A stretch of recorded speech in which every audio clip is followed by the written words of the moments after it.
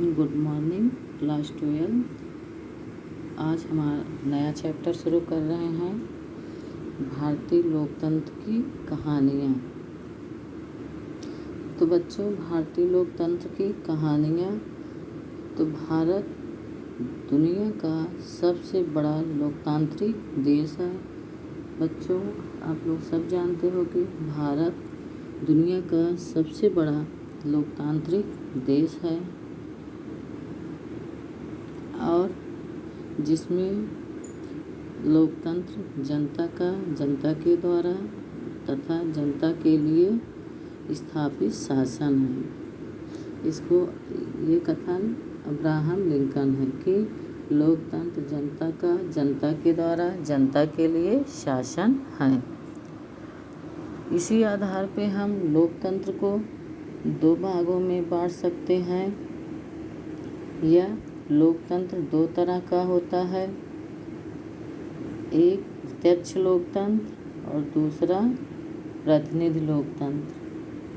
तो प्रत्यक्ष लोकतंत्र वह है जिसमें सभी नागरिक स्वयं ही सार्वजनिक जीवन से संबंधित सभी निर्णय लेते हैं। ऐसा लोकतंत्र उन्हीं समाजों में संभव है जो आकार में बहुत छोटे होते हैं। कहने का मतलब, प्रत्यक्ष लोकतंत्र में सभी नागरिक बिना किसी चयन के या मनोनीत पदाधिकारी की मध्यस्थता के सार्वजनिक निर्णयों में स्वयं भाग लेते हैं। यह लोकतंत्र जो छोटा समाज है, यह उन्हीं में संभव है। और प्रतिनिधि लोकतंत्र यह आज के आधुनिक जटिल समाजों में पाया जाता है। प्रतिनिधि लोकतंत्र के द्वारा ही जन सामान्य के सार्वजनिक हितों को सुरक्षित करने के लिए भी विभिन्न निर्णय लिए जाते हैं। तो बच्चों, प्रत्यक्ष और प्रतिनिधि। प्रत्यक्ष जो है, इसमें व्यक्ति स्वयं निर्णय लेता है और यह लोकतंत्र छोटे समाजों में संभव है। कहने का मतलब जिनका आकार छोटा है, जबकि प्रतिनिधि लोकतंत्र आज के बड़े और जटिल समाजों में पाया जाता है। आगे बच्चों, प्रतिनिधि लोकतंत्र चाहे वह 50,000 की जनसंख्या वाला कस्बा हो या फिर 10 करोड़ की जनसंख्या वाले राष्ट्र। तो कहने का मतलब ये आज के आधुनिक जटिल समाजों में पाया जाता है। इसमें सार्वजनिक हित की दृष्टि से राजनीतिक निर्णय लेने, कानून बनाने और कार्यक्रमों को लागू करने के लिए नागरिक स्वयं अधिकारियों को चुनते हैं। तो कहने का मतलब इसमें व्यक्ति स्वयं अधिकारियों का चुनाव करते हैं। आगे है बच्चों, प्रतिनिधि लोकतंत्र राजनीतिक व्यवस्था का वह रूप है जिसमें देश के सभी वयस्क नागरिक नगर पंचायत, नगर पालिका, विधानसभाओं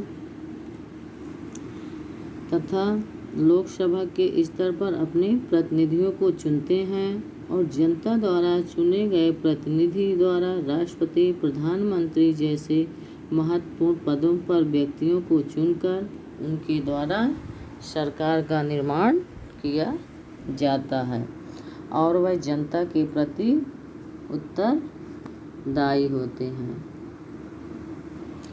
आगे है बच्चों, एक निश्चित अवधि में तक काम करने के बाद जनता को फिर से अपने प्रतिनिधियों को चुनने का अवसर दिया जाता है। तो इस तरह प्रतिनिधि लोकतंत्र सार्वभौमिक मताधिकार पर आधारित होता है। आगे है, लोकतंत्र शासन का वह रूप है जिसमें किसी भी नागरिक को धर्म, वंश, जात या लिंग के आधार पर मताधिकार से वंचित नहीं किया जा सकता। कहने का मतलब, हम किसी भी व्यक्ति को जात, वंश या लिंग के आधार पर मत देने से नहीं रोक सकते। कानून की दृष्टि में सभी नागरिक समान होते हैं।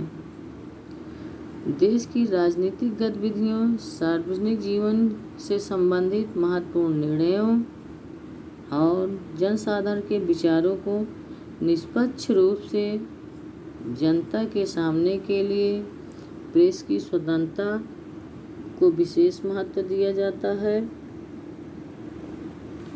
और इस प्रकार लोकतंत्र ऐसी व्यवस्था है जिसमें देश के सभी नागरिकों को भागीदारी होती है।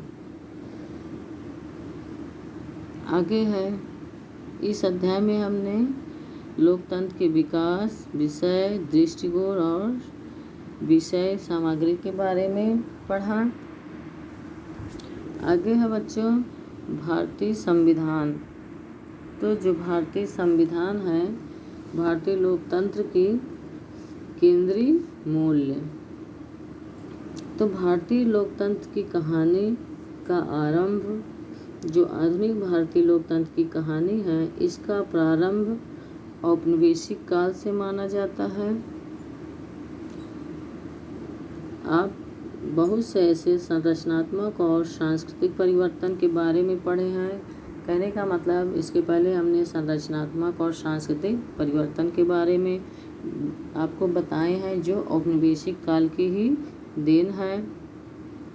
अब यहाँ हम ब्रिटिश शासन के दौरान सरकार का उद्देश्य यहाँ एक लोकतांत्रिक व्यवस्था की स्थापना करना नहीं था, बल्कि औपनिवेशिक शासन के द्वारा यहाँ शिक्षा का प्रचार और प्रसार इसलिए किया गया जिससे भारत में अंग्रेजी शासन को मजबूत बनाने वाला एक शिक्षित वर्ग पैदा हो सके। कहने का मतलब, अंग्रेजों ने यहाँ औपनिवेशिक शासन के द्वारा शिक्षा का प्रचार प्रसार किया, जिससे भारत में अंग्रेजी शिक्षा को मजबूत बनाने वाला एक शिक्षित वर्ग पैदा हुआ।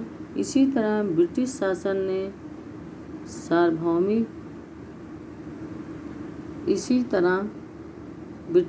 ने सार्वभौमिक कानूनों और समानता पर आधारित सामाजिक न्याय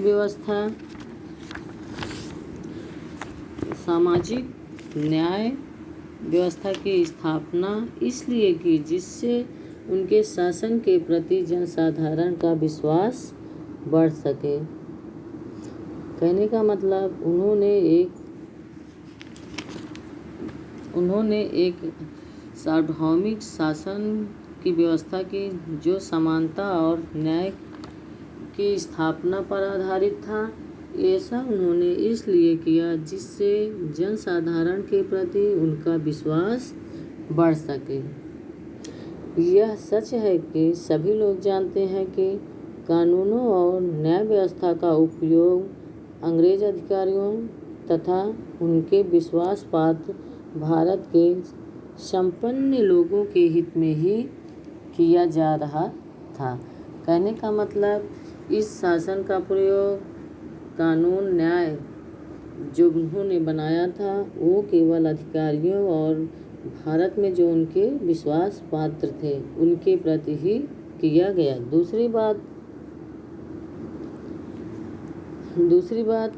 ये है कि अंग्रेजों द्वारा प्रचारित व्यक्तिगत स्वतंत्रता, सामाजिक न्याय और राष्ट्रवाद जैसे विचारों का उपयोग इस शासन को चुनौती देने के लिए आरंभ किया गया। इस प्रकार भारत में औपनिवेशिक शासन के विरोध से ही यहाँ ऐसे मूल्य विकसित होने लगे जिनसे भारतीय लोकतंत्र की नींव पड़ी। तो कहने का मतलब, औपनिवेशिक शासन के से ही यहाँ ऐसे मूल्य विकसित हुए जो भारतीय संविधान की कहानी को बताते हैं, या भारतीय संविधान की जिससे नींव पड़े। आगे है, प्रारंभ में केवल औपनिवेशिक शासन द्वारा लाए गए परिवर्तनों को ही भारतीय लोकतंत्र का सबसे पहला आधार हम नहीं कह सकते।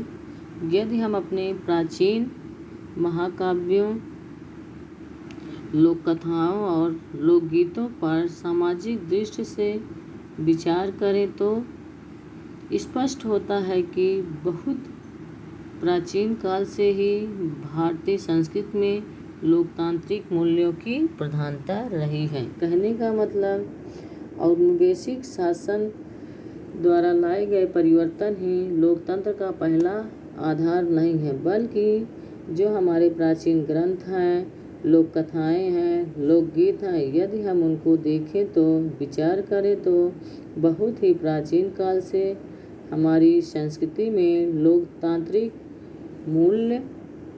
मूल्यों की सदा प्रधानता रही है। महाकाव्यों में अनेक प्रश्नों पर विस्तार से विचार किया गया है। जिस तरह राज्य द्वारा वर्ग, लिंग और संप्रदाय पर आधारित भेदभावों को दूर करके सभी नागरिकों को समान अधिकार दिए जा सकते हैं, सामाजिक न्याय के लिए भी समताकारी दृष्टिकोण को अपनाना राजा के नैतिक कर्तव्य थे।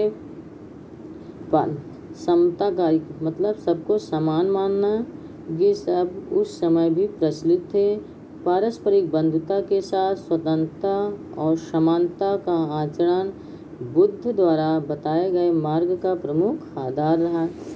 तो बच्चों, महात्मा बुद्ध ने भी समानता, स्वतंत्रता, पारस्परिक बंधुता, आचरण की शुद्धता, ये सब बुद्ध के समय में भी प्रचलित था। जैसा कि भारत में जब उपनिवेशवादी सरकार के विरुद्ध स्वतंत्रता की लड़ाई लड़ी जा रही थी, उस समय भी भारत के जागरूक लोगों ने इसके बारे में विस्तार से सोचना प्रारंभ कर दिया। कहने का मतलब भारत में उपनिवेशवादी शासन के दौरान ही स्वतंत्रता की लड़ाई लड़ी जा रही थी। उस समय भी कुछ लोगों ने, जो भारत के कुछ जागरूक लोग थे, इसके बारे में सोचना प्रारंभ किया। भारतीय लोकतंत्र का रूप किस तरह होना चाहिए? भारतीय लोकतंत्र का रूप किस तरह होना चाहिए? यह 1928 में मोतीलाल नेहरू तथा 8 दूसरे नेताओं ने भारतीय संविधान के लिए एक ऐसा प्रारूप तैयार किया जो लोकतांत्रिक मूल्यों पर आधारित था। कहने का मतलब कि सन 1928 में मोतीलाल नेहरू ने और अन्य नेताओं ने भारतीय संविधान का एक ऐसा प्रारूप तैयार किया जो लोकतांत्रिक मूल्यों पर आधारित था, और 1931 के कराची अधिवेशन में कांग्रेस ने इसी आधार पर अनेक ऐसे कार्यों का भी संकल्प लिया। कहने का मतलब 1931 के कराची का जो अधिवेशन था, कांग्रेस ने एक ऐसा संकल्प लिया जिन्हें लोकतांत्रिक का वास्तविक आधार हम कह सकते हैं, जिसमें व्यक्ति की स्वतंत्रता, धर्मनिरपेक्षता, सभी संस्कृतियों के प्रति समान दृष्टिकोण, जाति, धर्म और लिंग पर आधारित असमानताओं का उन्मूलन और सभी वयस्क नागरिकों के लिए मताधिकार और समाज के दुर्बल वर्गों के लिए संरक्षण तथा निःशुल्क प्राथमिक शिक्षा की व्यवस्था का विशेष महत्व दिया गया। तो कहने का मतलब बच्चों, 1931 का जो कराची अधिवेशन था, उसमें लोगों को बोलने की स्वतंत्रता, धर्मनिरपेक्षता, सभी संस्कृतियों को समान मानना, धर्म, जात, लिंग पर आधारित भेदभाव को समाप्त करना, सभी वयस्क नागरिकों को मताधिकार, समाज के दुर्बल लोगों के लिए संरक्षण प्रदान किया गया तथा निःशुल्क और प्राथमिक शिक्षा की व्यवस्था का विशेष महत्व दिया गया। तो जो कराची का अधिवेशन है उसमें निम्न संकल्प थे: धार्मिक स्वतंत्रता, सभी संस्कृतियों भाषाओं की सुरक्षा, कानून के समझ, सभी नागरिकों की समानता, धर्म, जाति, लिंग के और रोजगार या श्रम के आधार पर भेदभाव न होना, सार्वजनिक कुओं, स्कूलों आदि पर सभी का समान अधिकार व उसके प्रति समान कर्तव्य, आत्मरक्षा के लिए नियमानुसार हथियार रखने का अधिकार, धर्मनिरपेक्ष राज्य, वयस्क मताधिकार, निःशुल्क व अनिवार्य प्राथमिक शिक्षा, मृत्यु दंड का निषेध, प्रत्येक भारतीय नागरिक को आने जाने की स्वतंत्रता और देश में कहीं भी बसने व संपत्ति का अधिकार रखने तथा कानून द्वारा समान सुरक्षा निश्चित करने, कारखानों में मजदूरों के लिए अच्छे जीवन स्तर की व्यवस्था तथा मालिकों व श्रमिकों के विवादों को हल करने के लिए उचित प्रणाली तथा वृद्धावस्था और बीमारी से रक्षा, सभी श्रमिकों को कृषि दासता की दशाओं से मुक्ति, महिला कर्मचारियों को विशेष सुरक्षा प्रदान की गई, बच्चे कारखानों में काम न करें, कृषकों व श्रमिकों को संगठन बनाने का अधिकार, भू राजस्व अवधि पर व कर प्रणाली में सुधार।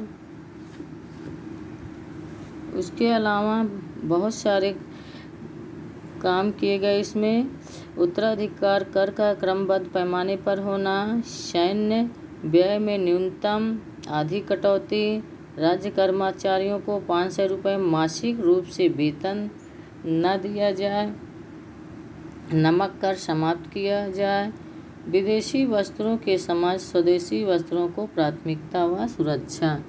तो कहने का मतलब विदेशी वस्त्रों की जगह स्वयं अपने देश के वस्त्रों को प्राथमिकता दी गई और सुरक्षा दी गई, नशीले पेय पदार्थों पर प्रतिबंध, मुद्रा व विनिमय राष्ट्रीय हित में हो, मूल उद्योगों, सेवाओं, रेल आदि का राष्ट्रीयकरण, कृषि ऋणग्रस्तता से राहत व सूखेदारी पर नियंत्रण, नागरिकों के लिए सैन्य प्राधिकरण। तो ये सब संकल्प कराची अधिवेशन में लिया गया। आगे है बच्चों भारतीय संविधान की प्रस्तावना। तो आगे भारतीय संविधान की प्रस्तावना पहले देखिए। भारतीय संविधान की प्रस्तावना के बारे में सब लोग जानते हो। हम भारत के लोग भारत को एक संपूर्ण प्रभुत्व संपन्न समाजवादी पंथनिरपेक्ष लोकतंत्रात्मक गणराज्य बनाने के लिए तथा उसके समस्त नागरिकों को सामाजिक, आर्थिक और राजनीतिक न्याय, विचार, अभिव्यक्ति, विश्वास, धर्म और उपासना की स्वतंत्रता, प्रतिष्ठा और अवसर की समता प्राप्त कराने के लिए तथा उन सब में व्यक्ति की गरिमा और राष्ट्रीय एकता और अखंडता सुनिश्चित करने वाली बंधुता बढ़ाने के लिए दृढ़ संकल्प होकर अपनी इस संविधान सभा में आज दिनांक 26 नवंबर 1949 को मिति मार्गशीर्ष शुक्ल सप्तमी संवत 2006 विक्रमी संवत को एतद द्वारा संविधान को अंगीकृत, अधिनियमित और आत्मर्पित करते हैं। तो बच्चों ये है भारतीय संविधान की प्रस्तावना। भारतीय संविधान की प्रस्तावना को आप अच्छे से याद कर लीजिएगा। आगे बच्चों ये है कि भारतीय संविधान में का जो वाद विवाद है, तो भारतीय संविधान सभा का वाद विवाद तो 1939 में महात्मा गांधी ने अपनी पत्रिका हरिजन में एक ही रास्ता दी ओनली वे, जिसमें उन्होंने कहा कि संविधान सभा अकेले ही जनता की इच्छा का प्रतिनिधित्व करने वाला एक पूर्ण, सत्य तथा स्वदेशी संविधान का निर्माण कर सकती है। कहने का मतलब संविधान सभा एक ऐसे स्वदेशी संविधान का निर्माण कर सकती है जो जनसाधारण की अपेक्षाओं के अनुकूल हो तथा जिसके द्वारा किसी भेदभाव के महिलाओं और पुरुषों के दोनों के लिए वयस्क मताधिकार की व्यवस्था हो। 1939 में एक संविधान सभा की मांग हुई थी, जिसमें अनेक उतार चढ़ावों के बाद साम्राज्यवादी ब्रिटेन ने 1945 में यह मान लिया और जुलाई 1946 में चुनाव हुए और अगस्त 1946 में भारतीय राष्ट्रीय कांग्रेस के विशेषज्ञों द्वारा एक संविधान सभा में एक प्रस्ताव प्रस्तुत किया गया, जिसमें यह घोषणा की गई कि भारत एक गणतंत्र होगा जहां सभी नागरिकों के लिए सामाजिक, आर्थिक, राजनीतिक न्याय सुनिश्चित होगा। तो कहने का मतलब 1945 में ब्रिटिश सरकार द्वारा यह मान लिया गया कि भारत में स्वतंत्रता से पहले ही 1946 में विशेषज्ञों द्वारा एक प्रस्ताव पारित करके यह घोषणा की गई कि भारत को एक लोकतांत्रिक गणराज्य का रूप दिया जाएगा, जिसमें बिना किसी भेदभाव के सभी नागरिकों को सामाजिक, आर्थिक और राजनैतिक समानता एवं स्वतंत्रता प्राप्त होगी। तो ये है जिसमें बहस की गई, जिसके बहस के कुछ इस तरह से हैं। केटी शाह ने कहा कि लाभदायक रोजगार को श्रेणीगत बाध्यता के द्वारा वास्तविक बनाया जाना चाहिए और यह राज्य की जिम्मेदारी हो कि वह सभी समर्थ व योग्य नागरिकों को लाभदायक रोजगार उपलब्ध कराया जाए। उसके बाद बी दास ने सरकार के कार्यों को अधिकार क्षेत्र व अधिकार क्षेत्र से बाहर की श्रेणियों में वर्गीकृत करने का विरोध किया और कहा, मैं यह समझता हूँ कि भुखमरी को समाप्त करना, सभी नागरिकों को सामाजिक न्याय देना और सामाजिक सुरक्षा सुनिश्चित करना सरकार का प्राथमिक कर्तव्य है। लाखों लोगों की सभा का मार्ग नहीं ढूंढ पाई कि संघ का संविधान उनकी भूख से मुक्ति सुनिश्चित करेगा, सामाजिक न्याय, न्यूनतम मानक जीवन स्तर पर न्यूनतम जन स्वास्थ्य सुनिश्चित करेगा। तो बच्चों, ये बहुत सारे बहस हुए हैं, जिनको एक बार आप खूब अच्छे से अपनी बुक से पढ़ लीजिएगा। आगे है आपका मौलिक अधिकार। तो मौलिक अधिकार आगे पढ़ाएंगे। उसके बाद मौलिक अधिकार के बाद राज्य के निर्देशक तत्व हैं, मौलिक कर्तव्य हैं, जिसको हम आपको कल पढ़ाएंगे।